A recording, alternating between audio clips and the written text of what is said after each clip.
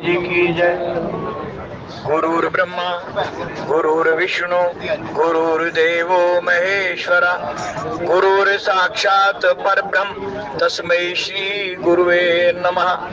अवगुण मोरे बाप जी बख्शो गरीब नवाज, जो मैं पूत कपूत हूँ तो पिता को लाज। सियावर राम जय जय राम, मेरे प्रभु राम जय जय राम।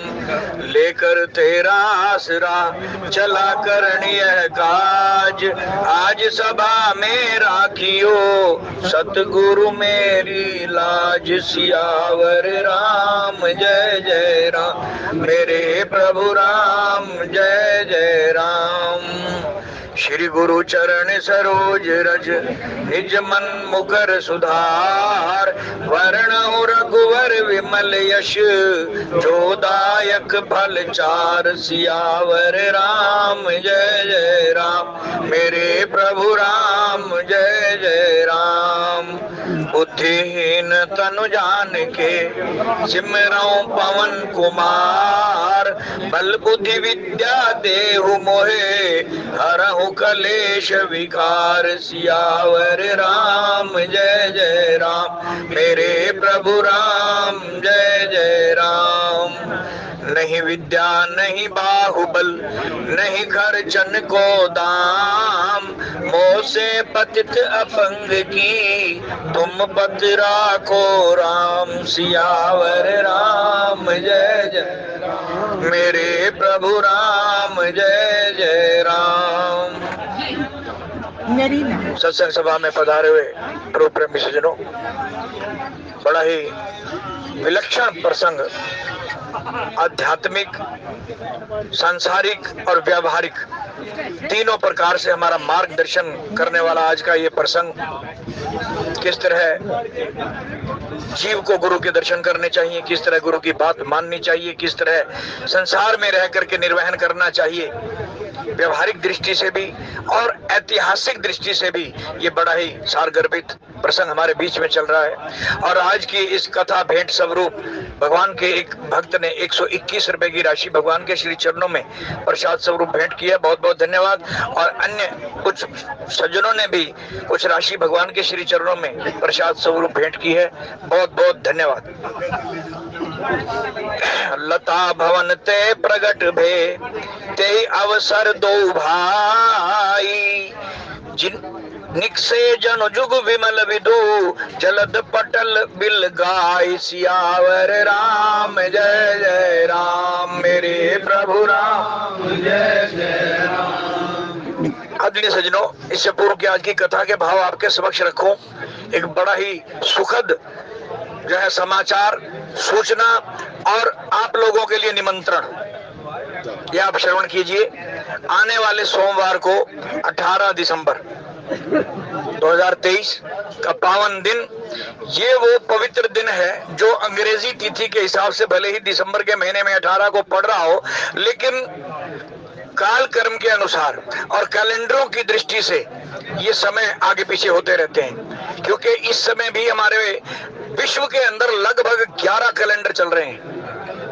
11 तो किसी की तिथि किसी से मेल खाती है, किसी से नहीं खाती, और किसी किसी संप्रदाय में या धर्म में तो 2-2 कैलेंडर भी चल रहे हैं। जैसे हमारा एक संवत है तो दूसरा विक्रमी संवत भी हमारे सनातन में चल रहा है। इसी प्रकार कहीं कुछ तो इन संवत्सरों की तिथियों पर न जाकर के हम उस वैदिक तिथि को जो है अपना मार्गदर्शक मान करके, जो 18 तारीख मैंने अभी आपके सामने बयान की, पहले भी सूचना दी जा चुकी है। ये त्रेता युग के अंदर जब भगवान राम और जानकी का विवाह हुआ था, पाणी ग्रहण हुआ था। आज तो जो प्रसंग हमारे सामने है, ये अभी दोनों का मिलन का प्रसंग है, जीव और आत्मा के मिलन का प्रसंग है। दिव्य अलौकिक उन महान शक्तियों का प्रसंग है जो निराकार है, लेकिन आज जन कल्याण के लिए, धर्म की स्थापना के लिए, हमारा मार्गदर्शन करने के लिए निराकार से साकार बन करके आई। ये प्रसंग वहां चल रहा है। दोनों ने किस तरीके से मनुष्य रूप धारण करके मनुष्य जाति का मार्गदर्शन किया, वैसा करके दिखाया, मर्यादा का पालन किया। लेकिन वैदिक युग के अनुसार त्रेता युग में ये मार्गशीर्ष का महीना था, जो अब लगभग कल से पौष लगने वाला है, लेकिन उस समय ये मार्गशीर्ष का महीना था। और मार्गशीर्ष की ये पुण्य तिथि उस दिन पड़ी थी जिस दिन पानी ग्रहण हुआ था। तो वो पानी ग्रहण का शुभ अवसर हमारे बीच में 18 दिसंबर को आ रहा है, वो योग बन रहा है। उस परम पवित्र योग वाले दिन हमारे दैनिक रेल यात्री संकीर्तन मंडल ने भी निर्णय किया है कि यद्यपि हम उस परम पिता परमात्मा की संतान हैं, इस नाते जैसे हम लौकिक रीति से अपने माता पिता की एनिवर्सरियां मनाते हैं, 75वीं गोल्डन जुबली, सिल्वर जुबली इत्यादि मनाते हैं, लेकिन क्योंकि जब हमारे माता पिता के विवाह हुए थे उस टाइम तो हम दुनिया में भी नहीं थे। इसी प्रकार जब ये अलौकिक विवाह हुआ था, दुनिया के माता पिता भूतल पर मनुष्य रूप धारण करके आए थे और ये लोक रीतियों का निर्वाह करके हमारा मार्गदर्शन किया था कि गृहस्थ आश्रम क्यों जरूरी है, और इसके कुछ नियम हैं वो भी निभाते चले गए थे। चारों आश्रमों का जो है उन्होंने निर्वहन किया, ब्रह्मचर्य, गृहस्थ, वानप्रस्थ और फिर संन्यास। विस्तार से ये कथा हमारे बीच में चल रही है। मर्यादा पुरुषोत्तम की ये गाथा कदम कदम पर हमारा मार्गदर्शन करती है, जिसमें भक्ति को विशेष महत्व दिया गया है। और भक्ति में कोई नियम नहीं होता, कोई औपचारिकताएं नहीं होती।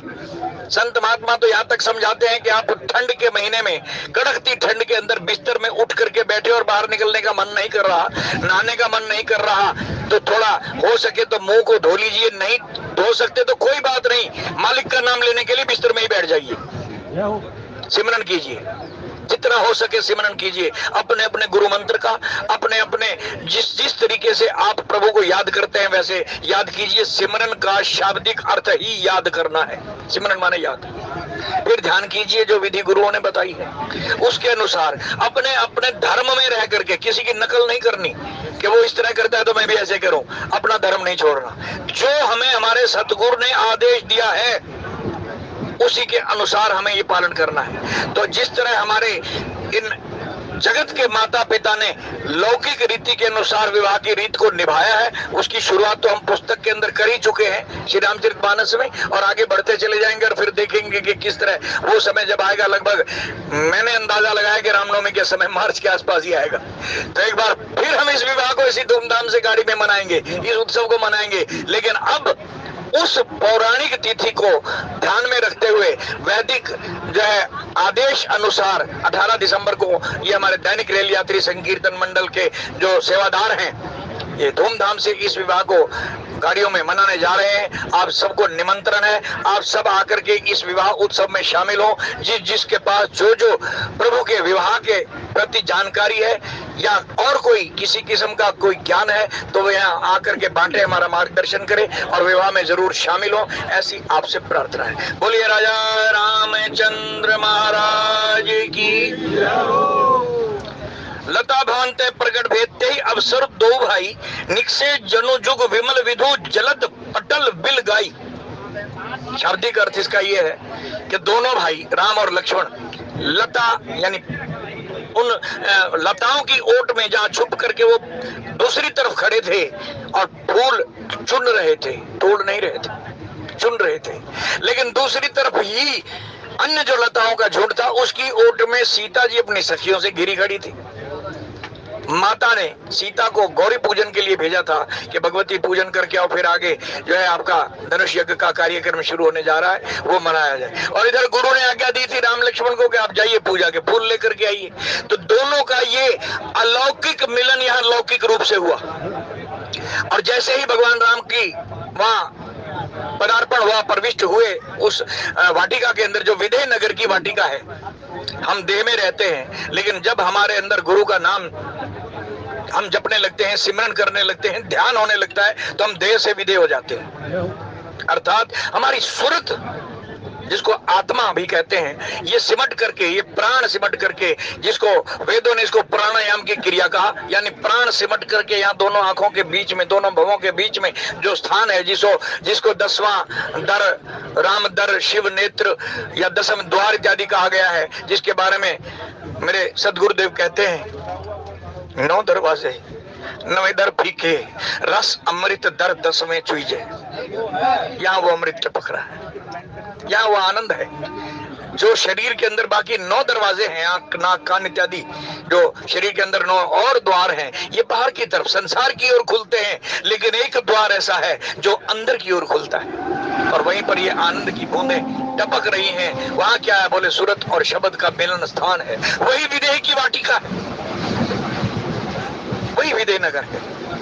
तो हमें गुरुदेव यही विधियां बताते हैं कि हमें भी अपनी सूरत को, अपने प्राणों को समेट करके यहाँ शब्द के साथ मिलाना है।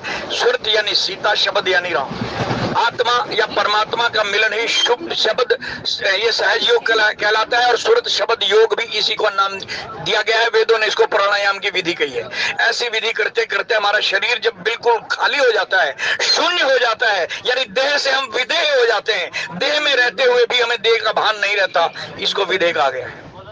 देह से, देह में रहते हुए विदेह हो जाना, इसी स्थान को जहां ये हमारी आत्मा या प्राण सिमट करके उस स्थान पर पहुंच जाते हैं, तो वही स्थान विदेह नगर की वाटिका है। वहां राम और सीता का मिलन, भक्ति और भगवंत का मिलन, अलौकिक मिलन, लौकिक रूप से निरंतर घंटा, आधा घंटा, वैसे तो 2.5 घंटे का समय निर्धारित गुरुओं ने किया है, लेकिन क्योंकि आज की भागम भाग के अंदर 2.5 घंटे एक ही स्थान पर बैठ जाना या समय निकालना हर व्यक्ति के लिए सुलभ भी नहीं है। क्योंकि कई व्यक्ति ऐसे भी हैं जो रात को देर से ड्यूटी करके आते हैं, फिर थके हारे होते हैं और देर से सोते हैं, तो सुबह 3 बजे उठना मुश्किल हो जाता है। रोज नहीं, एक आध दिन तो हो जाता है, छुट्टी के दिन तो चलो नियम बना ही लें कि उठेंगे, लेकिन अगर रोज नहीं उठ सकते तो इन 2.5 घंटों को बांट लें, समय निर्धारित कर लें कि आधा घंटा बैठ सकते हैं तो आधा घंटा बैठो, 1 घंटा बैठ सकते हैं तो 1 घंटा बैठो, जितना समय निकाल सकते हो बैठो, बाकी शाम को बैठ जाओ।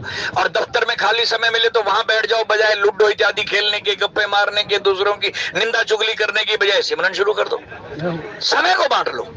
ये हमें जो दिया गया है गुरु मंत्र, इससे खाली नहीं रहना, चलते फिरते, उठते बैठते, खाते पीते, सोते जागते, कोई औपचारिकता नहीं।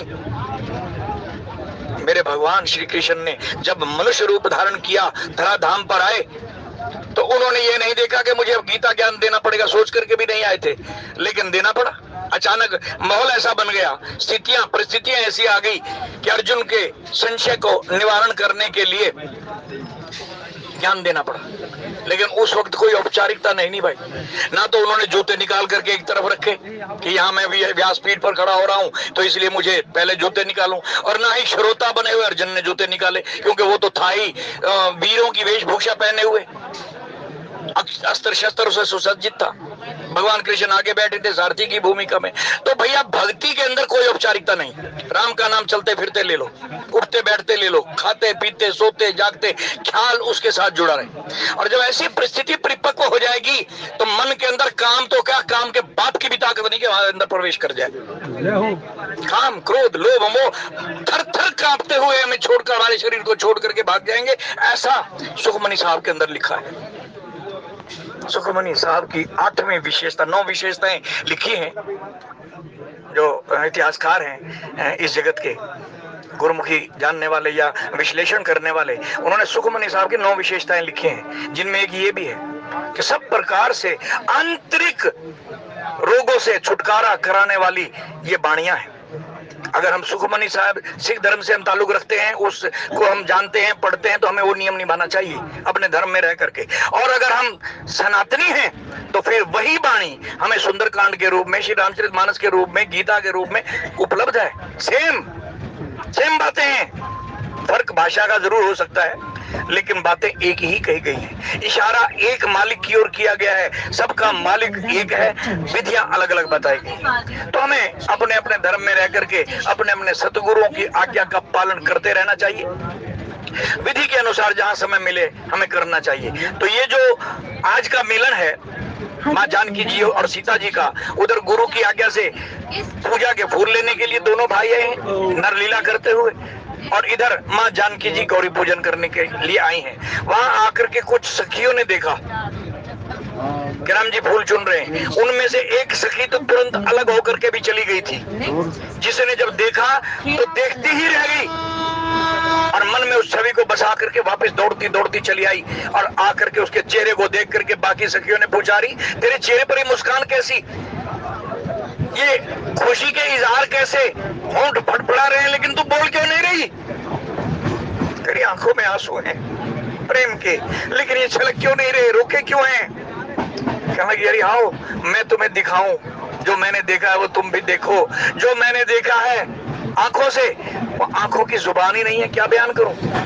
जिन्होंने देखा है वो बोल नहीं सकती, आंखें बेजुबान है, आंखों ने देखा है वो बयान नहीं कर सकती, जुबान नहीं है।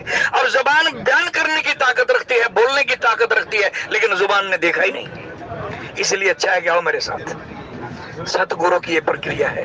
सतगुरु क्या को हम कहते हैं, कई लोग ऐसे मेरे जैसे, मैं दूसरों को क्या कहूं, मैं ही इतना महामूर्ख हूं, अज्ञानी हूं कि हम ही चैलेंज कर देते हैं गुरुओं को, गुरु की वाणी को, कि तुम कहते हो भगवान है कण कण में व्याप्त, दिखता क्यों नहीं, दिखाओ। भाई भगवान कोई खिलौना थोड़ी है जो वो हम कहें दिखाओ और वो दिखा दें, उसके लिए तो विधि है। उत्तरकांड में ये विधियां बताई गई हैं कि जैसे दूध को जमाया जाता है, निकाला जाता है गौ माता के अंदर से, फिर जमाओ, फिर गर्म करो, फिर बिलो, फिर माखन निकालो, फिर गर्म करो, फिर ताओ, फिर उसका मैल उतर जाए, पानी निकल जाए मैल रूपी, फिर वो घी बने, घी बने। इसी तरह वो पार ब्रह्म परमेश्वर हमारे अंदर है, लेकिन नाम निरूपण नाम जतनते सो प्रगटे जी में मोल रतन, तो हमारे अंदर है, लेकिन मंथन तो करना पड़ेगा, विधि के अनुसार सिमरन करना पड़ेगा, विधि के अनुसार ध्यान करना पड़ेगा, लगाना पड़ेगा, विधि जो गुरुदेव ने बताई उसी को मानना पड़ेगा, दूसरों की सुनी सुनाई नहीं। और लोग लाख दूसरे मार्ग बताते रहे, मत सुनना जो मेरे गुरु ने मुझे बताया, अपने अपने गुरु ने, मेरा नहीं। मैं ये नहीं कह रहा कि मेरे गुरु के कहने के अनुसार वैसा करो, नहीं, आपके गुरु ने जो आपको रास्ता बताया उसके अनुसार करो, मंथन करो। देखो फिर थोड़ा सा लौकिक उदाहरण दूं, हमारी माताएं पहले वो रई और वो लेकर के बिलोती थी, मटके में मथानी से बिलोती थी। आज मिक्सी का जमाना है, लेकिन मकसद क्या है, माखन निकालना, घी निकालना। तो भैया आपके गुरु ने मिक्सी की विधि बताई, मेरे गुरु ने वो मट्टी और मथानी की विधि बताई, तो मकसद तो दोनों का एक है। हमें गुरु के अंदर ये भेदभाव नहीं समझना चाहिए कि तेरा गुरु तो मिक्सी की बता रहा है, मेरा गुरु ये तेरा मेरा वाली भाव से, इन दो द्वैत भाव से ऊपर उठ जाओ। ध्यान रखो केंद्र पर, गोली वहां मारनी है जहां निशाना, और हम सबका निशाना एक है, और निशाना है प्रभु की प्राप्ति, भक्ति की प्राप्ति। हमें तो घी चाहिए, विधि कोई भी हो, विधि मिक्सी वाली हो, विधि वो मटकी मधानी वाली हो, कोई भी हो, मकसद घी से है। इसी प्रकार कोई भी गुरु किसी भी तरीके से अपने अनुभव के अनुसार विधि बता रहा है तो उसको पालन करो, दूसरे की नकल नहीं। अपना धर्म सर्वश्रेष्ठ है, अपना गुरु सर्वश्रेष्ठ है। हे अर्जुन, अपने धर्म को छोड़ करके दूसरे धर्म में ऐसे जाना है जैसे कोई व्यभिचारिणी स्त्री एक पति को छोड़ करके दूसरे के पास चली जाती है। इसको जार भक्ति कहा है भगवान ने, जार भक्ति। तो हमें जार नहीं करनी, हमें सुहागिन वाली भक्ति करनी है। हमारा सुहाग एक है, और वह हमारा सतगुरु जो पार ब्रह्म परमेश्वर का रूप है, उसने जो बताया है हमने वही करना है। दुख में रखे, सुख में रखे, जैसे रखे, हे मालिक तेरा शुक्र है, शुक्र है, शुक्र है, शुक्र करो। तो इस प्रकार जैसे ही उस सखी ने जाकर के देखा और बयान नहीं कर पाई, तो सखियों को ही बुला करके ले आई कि तुम ही देख लो। यही गुरु कहता है कि जिस विधि से मैंने ईश्वर का साक्षात्कार किया है, अब मैं तुम्हें बयान जबान से नहीं बता सकता, लेकिन विधि बता रहा हूं, विधि बता रहा हूं। इस तरह नाम जप करना है, इस तरह ध्यान करना है, ये विधि है। गुरु की विधि मान करके हम उसके अनुसार करेंगे तो हमें अपने अंदर ही उस निराकार का दर्शन होगा, उस ज्योत स्वरूप का जो उसका वास्तविक स्वरूप है उसका दर्शन होगा, उसका शब्द भी सुनाई देगा, उसका रूप भी दिखाई देगा। गुरु कहता है कि मैंने जैसे किया वैसे तू कर। अब वो सखी गुरु का की भूमिका निभाती, इनको ले गई, कहती मैंने इन आंखों से देखा, तुम भी चल करके देखो। ये नहीं किया कि इनको उठा करके एक एक को वहां ले गई या राम को पकड़ करके यहाँ ले आई, नहीं। गुरु भी यही कहता है कि वो तेरे अंदर है और ये विधि है, इस विधि से अपने अंदर ही प्रकट कर। जब वहां गए तो सीता इधर उधर देखने लगी कि जिनका जिक्र ये कर रही थी वो है कहाँ, वो तो छुपे हुए थे। और उधर लक्ष्मण जी ने देखा कि जैसे ही राम जी बागीचे में आए थे, उस वाटिका में आए थे, तो सभी वहां के पक्षियों ने, वहां के मौसम ने, फल फूलों ने, पेड़ पौधों ने, जड़ चेतन प्रकृति ने राम का स्वागत किया था। ये विस्तार से प्रसंग हमने उस दिन पढ़ा, एक एक पक्षी की बोली के अनुसार उसका जो है विस्तार से अर्थ भी लगाया, उसके अर्थार्थ क्या है, उसके आध्यात्मिक अर्थ क्या है वो बताए, तोते का क्या है, पपीहे का क्या, सब बताए थे। लेकिन आज जब अंत में मोर नाचा था, अंत में सारे पक्षियों के बाद नंबर किसका आया था? मोर का। मोर नाचा तो मोर ने नाचते नाचते पंख छोड़ दिया, अर्थात अपना पक्ष ही छोड़ दिया। पंख को संस्कृत में पक्ष कहते हैं। हमें अगर मालिक का दीदार करना है, बुलिया रब दा की पाना, इधरों पुटना से इधर लाना, ये सांसारिक पक्ष छोड़ना पड़ेगा। निर्वाह करो संसार में, पति से, पत्नी से, बच्चों से, सबके मित्र से, दोस्तों से, व्यापारियों से निर्वाह करो, लेकिन इनके अंदर आसक्ति मत रखो। कर्मण्य अधिकारस्ते, ये तुम्हारा अधिकार है कर्म करना, लेकिन मां आसक्ति, इनमें आसक्ति नहीं रखनी। ये पुत्र मेरा है, पत्नी मेरी है, पति मेरा है, मकान मेरा है, महल मेरा है, धन, इनमें नहीं आसक्ति नहीं रखनी। कर्म करो, ये तुम्हारा अधिकार है, लेकिन इनमें विलुप्त मत हो, आसक्ति मत रखो। अगर खुदा ना करे, परमात्मा ना करे, 20-25 साल तक मन्नतें मानने के बाद हमारे घर में बेटा हुआ, इतने दिन तक हुआ ही नहीं। मन्नतें मानी, परमात्मा की प्रार्थनाएं की जो जो उपाय कर सकते थे किए, डॉक्टरी उपाय भी किए, लेकिन नहीं हुआ। 20-25 साल शादी के बाद अगर बेटा हो गया और वो 10-12 साल का होकर के मालिक ने वापस बुला लिया, तो सिर पटक पटक के रोना मत, शुक्रिया अदा करना कि मालिक मैं तेरे सुरखरू हो गया। जैसा गुरु गोविंद सिंह जी हमें समझा रहे हैं, चारों बच्चों को, पूरे परिवार को अपने हाथ से मालिक के अर्पित करने के बाद धर्म की रक्षा के लिए लास्ट में कहते हैं कि मालिक मैं तेरे सुरखरू हो गया, तेरे रूबरू हो गया हूं, तेरा शुक्र है, शुक्र है, शुक्र है। जब पैदा हुआ था तब भी तो तूने दिया था और मैंने तेरा शुक्राना किया था, तेरा शुक्र है। आज तूने वापस अपनी अमानत ले ली तो भी तेरा शुक्र है। ऐसे दे दो जैसे हमने किसी से कारोबार चलाने के लिए 1 लाख रुपया उधार लिया, हमारा काम चल गया, उसके बाद उसका लौटाते हुए हम धन्यवाद करते हैं। ऐसे ही मालिक का भी धन्यवाद करो, शुक्र करो, रो पीटो मत। रोने पीटने से वापिस आने वाला नहीं है वो, बल्कि उसकी आत्मा और दुखी हो। परमात्मा भी हमें कृतघ्न कहेगा। तो इसलिए जब इस गुरु की भूमिका निभाने वाली इस सखी ने जाकर के वहां ला करके इनको खड़ा कर दिया, तो सीता जी के नैन ढूंढ रहे थे और उधर मोर ने अपना पक्ष छोड़ दिया। हम तो पक्षपाती बने हुए हैं ना, हम आरती करते हुए भी कहते हैं तो तन मन धन सब तेरा, तेरा तुझको अर्पित क्या लागत है मेरा, लेकिन हमारा ख्याल क्या होता है उस धन में। क्या हम घर को ताला लगाना तो नहीं भूल गए, दुकान को ताला लगाना तो नहीं भूल गए, पता नहीं वो नौकर के हवाले छोड़ के आए थे, कहीं छोड़ के भाग तो नहीं गया होगा, ध्यान तो वहां है। और इधर कह रहे हैं तन मन धन सब तेरा। ये पक्षपात है, पक्षपात है। एक पक्ष से हम आरती कर रहे हैं हाथ में लेकर के, हालांकि ये आरती भी मन से होनी चाहिए। हाथ से घुमा रहे हैं तो फिजिकल ड्रिल कर रहे हैं, फिजिकल, शारीरिक। मन से आरती होनी चाहिए, आर्त भाव मन में जागे, आर्त मन से दुख भरी ये जो है आर्त भाव से वाणी निकले, इसी को आरती कहते हैं। और वो पहुंचती है वहां तक, चूंटी के पग नूपुर बाजे तो भी साहेब सुनता है, वहां तक आवाज पहुंचेगी। खाली थाली घुमाने से वो राजी नहीं होगा। धूप बत्ती रख ली, आरती घुमा दी, बोल दिया, एक ध्यान मूर्ति की तरफ है, भगवान की मूर्त में है, दूसरा बाहर की तरफ है, मेरे वो 3000 के जूते को उठा के तो नहीं ले जाएगा, बाहर उतार के आया। तो ये पूजा की पद्धति नहीं है।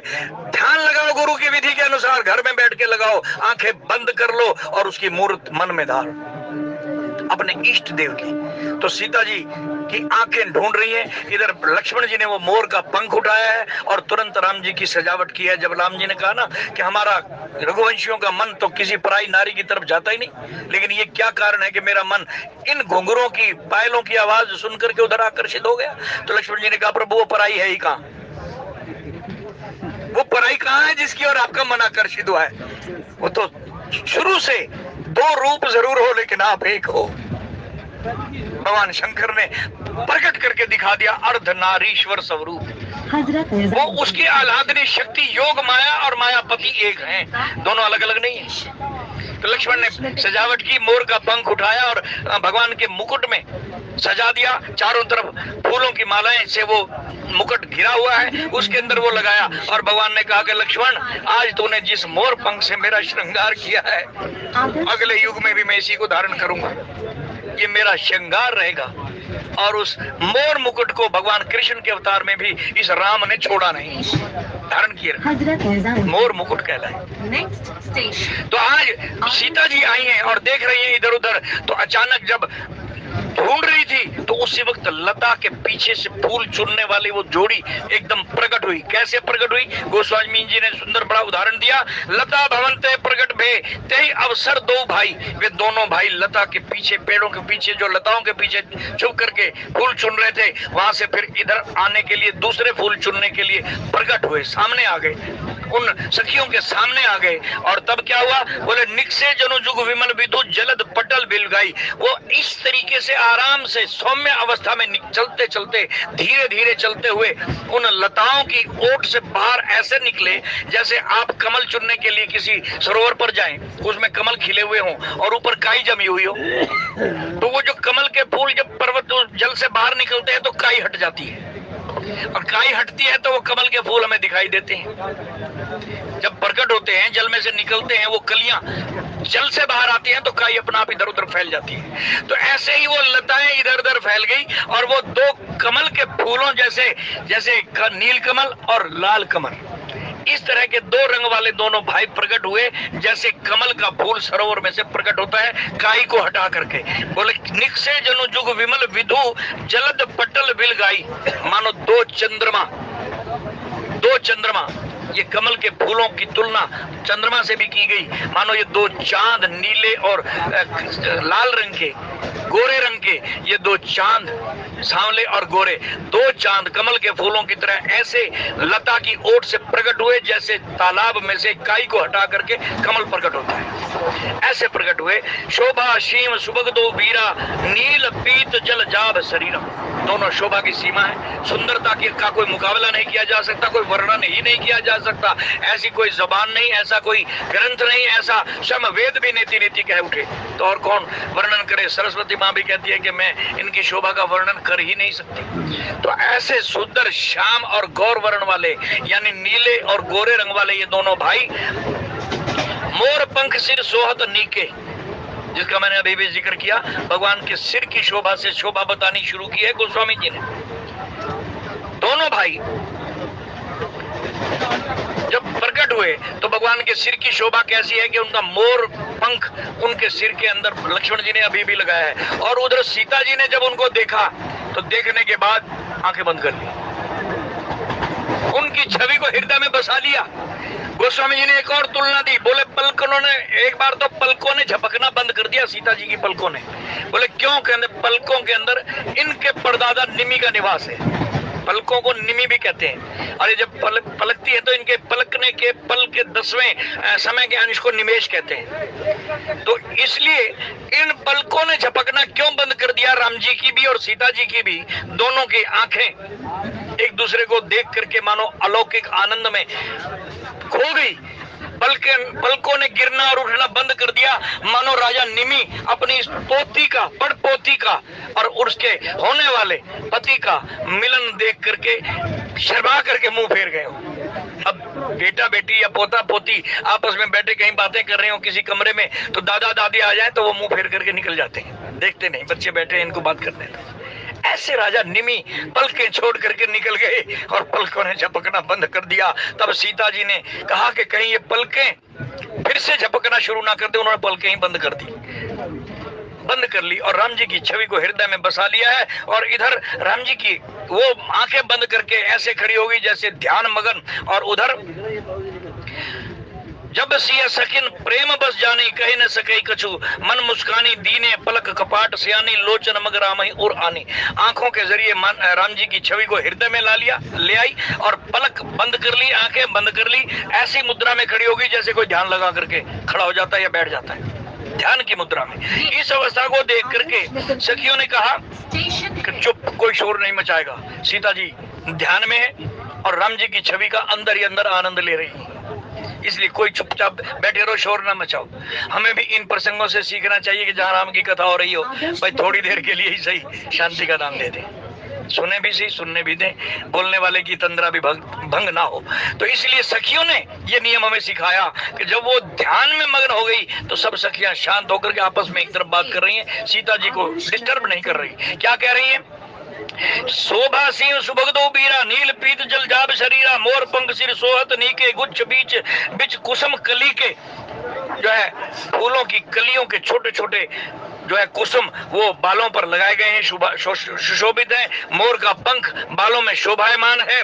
और भाल तिलक श्रम बिंदु स्वाय, माथे पर बड़ा सुंदर अवधि तिलक यू के आकार का और बीच में बिंदु, बड़ा सुंदर, उसके बीच में लंबा जो अयोध्या के लोग लगाते हैं तिलक, ऐसा सुंदर तिलक माथे पर शोभा दे रहा है। सिर से शोभा बतानी शुरू की है इस कवि ने। सिर की शोभा कैसी है? मोर पंख है, चारों तरफ जटाजूट है, और बाल जो है वो उनकी भी बताएंगे कि बाल कैसे लग रहे हैं। मुकुट के बीच में कलियों से सजा हुआ, जैसे दूल्हे को सजाते हैं ना, कलियों को सेहरा डाल देते हैं मुकुट के ऊपर, और आगे मुंह भी ढक देते हैं। जब घोड़े पर बैठते हैं ना, मुंह ढका हुआ होता है दूल्हे का। इस तरीके से वो कलियां सुशोभित हो रही हैं, और भगवान का वो सुंदर मुखड़ा जो है भाल तिलक श्रम बिंदु सोए, माथे पर सुंदर तिलक सुहावना शोभित हो रहा है। शरण सुबक भूषण छवि छाए, और कानों में कुंडल लटक रहे हैं। एक एक अंग का जो है यहाँ गोस्वामी जी ने निरूपण किया है कि भगवान का एक एक अंग कैसे सुशोभित हो रहा है, सिर के बालों से लेकर के कानों के कर्ण फूलों तक। और फिर विकट भ्रिकुटी कच घूंगर वारे, जो आंखें हैं वो विकट भ्रिकुटी, जैसे धनुष मुड़ा हुआ होता है ना बीच में से, और फिर कोने से उठा हुआ होता है जहाँ डोरी बांधते हैं, इस तरह की उनकी भवें हैं। दोनों भवें साइड से उठी हुई, बीच में से धनुष की तरह मुड़ती हुई, ऐसे उनकी प्यारी प्यारी भवें हैं। और फिर विकट भ्रिकुटी कच घूंघर वारे, ये भ्रिकुटी का आकार था, आंखों का आकार बताया, और फिर घुंघराले बाल इधर उधर घूम रहे हैं। कैसे घूम रहे हैं? बोले नव सरोज लोचन रत नारे, ऐसे घूम रहे हैं जैसे फूलों के ऊपर भंवरे डोल रहे हो। और फिर लाल लाल आंखें भगवान की, रत्नारे, लाल लाल आंखें ऐसी सुशोभित हो रही हैं, माने लाल रंग के कमल विकसित हो रहे हो, फूल रहे हो। और फिर चारों चिबुक नासिका कपोला, बड़ी सुंदर ठोड़ी है भगवान की। सिर से शुरू हुए, देखना इस छवि को ध्यान से देखते जाना, आंखें हटा मत लेना मन की आंखों से, इस प्रभु की छवि को निहारते जाओ। यही जब ध्यान की विधि होती है तो अपने अपने इष्ट देव की इस सुंदर छटा को, छवि को, चाहे गुरु हो या आपका कोई अन्य इष्ट देव हो, उसकी मूर्त को मन में ऐसे ही बिठाना है, मन को वहां संलग्न कर देना है कि अंदर मन जो है उस छवि का दर्शन करता रहे। थोड़ी देर के लिए अगर मन नहीं टिक रहा तो कोई बात नहीं, गुरु की मूर्त या अपने इष्ट देव की मूर्त तस्वीर आगे लगा लीजिए और टकटकी लगा करके देखिए। इसको त्राटक क्रिया भी कहते हैं योगी लोग। तो उसके बाद जब मन उस मूर्ति पर टिक जाए तो उस मूर्त को ही अंदर ले आइए, फिर आंखें बंद कर लीजिए। लेकिन जिनके पास अभी गुरु का जो है सानिध्य प्राप्त जिनको नहीं हुआ, या इष्ट देव भी किसी को नहीं मान रहे, तो योगी लोग बताते हैं कि एक ज्योत के ऊपर अपनी आंख टिका लीजिए, ज्योति के ऊपर, दीपक की ज्योत पर आंखों की टकटकी ऐसे लगा लीजिए, बिल्कुल उसको देखते रहिए और धीरे धीरे धीरे धीरे सिमरन करते करते आंख बंद कीजिए। ज्योत आपके अंदर वैसे ही दिखाई देगी, अंदर दिखाई देगी। जैसे बच्चे का आप यहाँ बैठे बैठे ख्याल करें तो बेटे की मूर्त भी आपके अंदर आ जाती है। ऐसी छवि सीता के मन के अंदर है, और भगवान राम के सुंदर सुंदर ठोड़ी है, नाक, गाल इतने सुंदर लग रहे हैं। बोले वो हंसते हैं तो हास विलास ले तो मनु मोला, जब वो मुस्कुराते हैं तो अच्छे अच्छे लोगों के मन उनकी ओर आकर्षित हो जाते हैं, मन को आकर्षित कर लेते हैं। इसलिए उनका एक नाम कृष्ण भी है, जो मन को आकर्षित कर ले वो कृष्ण, आकर्षित करने वाला। इस तरह लोगों के मनों को आकर्षित करने वाली भगवान की सुंदर छवि है। और मुख छवि कहीं न जाई मोहि पाई, जो विलोक बहु काम ल जाई, जिनकी सुंदर छवि को देख करके करोड़ों कामदेव भी शर्मसार हो जाते हैं। कामदेव को अपने सौंदर्य पर, खूबसूरती पर बड़ा नाज है कि मेरे से सुंदर देवता कोई है नहीं, लेकिन जब इनकी खूबसूरती, इनकी सुंदरता को कामदेव देखता है तो ऐसे ऐसे करोड़ों कामदेव भी शर्म के मारे सिर झुका लेते हैं कि हमारी शोभा तो कुछ भी नहीं।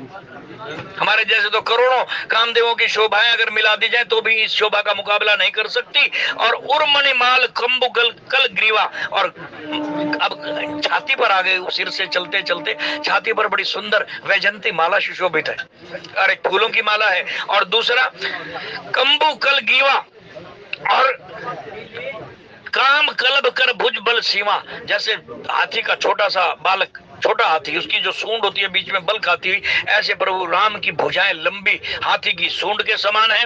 और शंख के समान, जैसे शंख गोलाकार होता है, ऊपर से मोटा फिर पतला, इसी तरह बल खाती है भगवान की गिट्टी है, गिच्ची है, गर्दन है। ऐसे एक एक अंग का निरूपण करते हुए कह रहे हैं, केरी कटी पट पीत धर सुषमा शील निधान, देखी भानुकल भूषण ही बिसरा सकिन आपान, सियावर राम जय जय राम, मेरे प्रभु राम जय जय राम। इस तरह उन लंबी भुजाओं में से एक भुजा में, एक हाथ में वो फूलों का डोना है जिसमें फूल चुन करके डालते हैं, दूसरे हाथ से चुन रहे हैं, तो एक हाथ में डोना, दूसरे हाथ से फूल चुन रहे हैं। और फिर केसरी केरी कटी पट पीतधर, सिंह की सी पतली लचीली कमर वाले, कमर पर पीतांबर डाला हुआ है। और ऐसे शोभा और शील के भंडार सूर्य कुल के भूषण श्री रामचंद्र जी को देखकर सखियां अपने आप को भी भूल गई, आपा भूल गई, ऐसी सुंदरता को देख करके।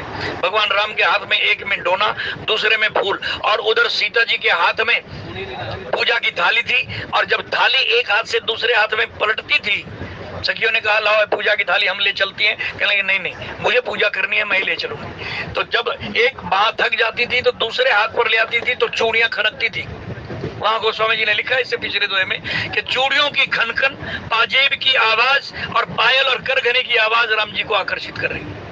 ये शब्द धुन हम सब के अंदर है। 5 धुनें हमारे अंदर एक के बाद एक उठती हैं। गुरुवाणी ने भी इसका बयान किया है, अन्य संतों ने भी बताया है कि वो शब्द धुन हमारे अंदर है। ये शब्द धुन और कोई नहीं, भक्ति रूपी सीता के जो बाहर की धुनों का यहाँ हवाला दिया गया है, वही शब्द धुन हमारे अंदर है। और हमें इस शब्द धुन के अंदर मन को टिका करके अपनी निरत और सुरत दोनों को एक जगह इकट्ठा करना है।